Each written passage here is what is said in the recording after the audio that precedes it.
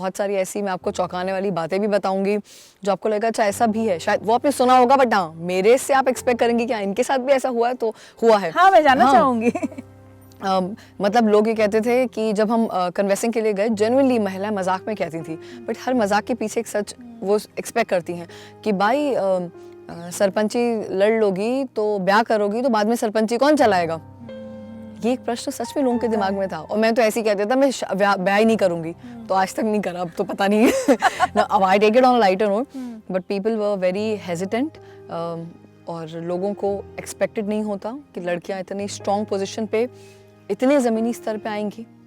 लोगों को बिल्कुल उम्मीद नहीं थी मुझसे, और मैं उनकी उम्मीदों पे खरी नहीं उतर पाई, क्योंकि उनको लगता था कि भक्ति बाई रात को 12-1 बजे नहीं आएंगी पंचायत में, कभी कोई काम होगा तो बाढ़ होगी तो भक्ति बाई को फ़ोन नहीं जाता था, पापा को फ़ोन जाता था।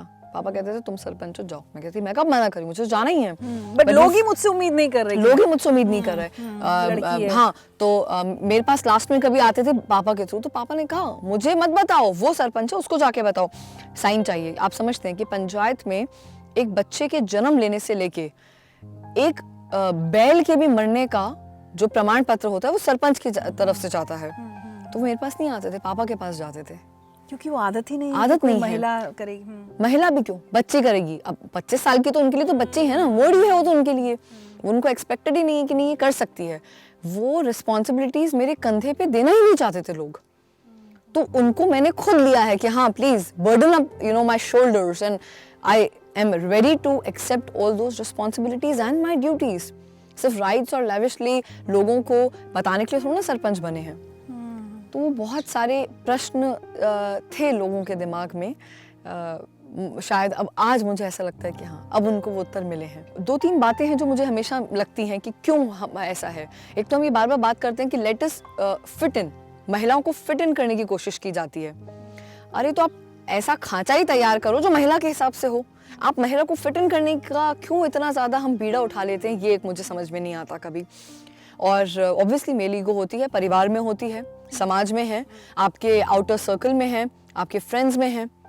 दोस्त कहते हैं कि तुम तो वो लाइमलाइट वाली हो। मैंने कहा ऐसा नहीं है, 2 चीज़ें होती हैं, या तो मैं उसे चाहती हूँ या कभी कभी वो चीज़ मेरी मजबूरी बन जाती है। तो उस बात को समझना आसान नहीं है पुरुषों के लिए। एक समाज जो है उसमें मेल शोविनिज्म इतना ज़्यादा है, और समाज का मतलब सिर्फ भारत की बात नहीं करी, अक्रॉस द वर्ल्ड, कि जब उसमें महिला आगे बढ़ती है तो लोग पता नहीं क्या सोचते हैं। महिलाओं के ऊपर बात होती है, उनके पहनावे को लेके बात होती है, उनके कैरेक्टर पे बात होती है, उनके परिवार को लेके बात होती है। पुरुषों के लिए ये सब नहीं है ना। महिला राजनीति में आएगी तो उसके परिवार के ऊपर भी बात होगी, पुरुष आएगा तो आपने पूछा कि उसके परिवार में क्या दिक्कत है, नहीं। महिला आगे आएगी तो बैक सपोर्ट की आवश्यकता है। ये लोग मुझे हमेशा कहते हैं कौन सपोर्ट कर रहा है, एंड भक्ति पिताजी नहीं है, शादी कर लो, एक मेल सपोर्ट मिलेगा। मैंने कहा नहीं सपोर्ट किया तो, उस पुरुष ने मुझे नहीं सपोर्ट किया तो अव्वल बात तो ऑब्वियसली मैं ऐसे व्यक्ति से शादी नहीं करूंगी, बट एक प्रश्न मेरे भी तो दिमाग में, क्यों मुझे आवश्यकता है उस पुरुष की? सही बात है। क्या मैं फाइनेंशियली डिपेंडेंट हूँ उस पर? नहीं। क्या मैं इंडिपेंडेंट नहीं हूँ? क्या मुझे गाड़ी नहीं चलानी आती? क्या मुझे बैंक के काम नहीं करने आते? मुझे कौन सा काम है नहीं करना आता? लेकिन वो एक मानसिकता है मानसिकता जो आज तक नहीं बदली, वो आगे बदलेगी भी नहीं। वो उसके लिए मुझे लगता है समाज में बदलाव के लिए जनरेशंस लग जाती हैं। सच में इस पंचायत में 1970 में वो काम हुआ था कि जब हम जात पात पे बात नहीं करेंगे। आज जाके हम 2015 में डंकी की चोट पे बोल पाते थे कि इस पंचायत में जात पात पे भेदभाव नहीं होता। मगर उसका प्रोसेस कब शुरू हुआ? मेरे दादाजी, मेरे पिताजी, फिर हम, मैं और मेरे भैया। तो इतना लंबा वो प्रोसेस, और हम कहते हैं कि नहीं ये तो ऐसे ही हो जाता है। सालों लग जाते हैं। जनरेशंस आपके परिवार की चली जाती हैं। 88 साल के होके मैंने अपने दादाजी को खोया है। आज जब जाके हम ये बात करते हैं कि हमें जात पात पे डिस्क्रिमिनेट नहीं करना, कोई नीच जात ऊंच जात, हमें भी लोगों के घरों में बैठ के खाना खाना है। तो आज हमें ये सिखा दिया गया है कि पीछे किसी के नाम का मत पूछो कौन सा है, कुछ भी नाम हो बस अच्छे से रहो।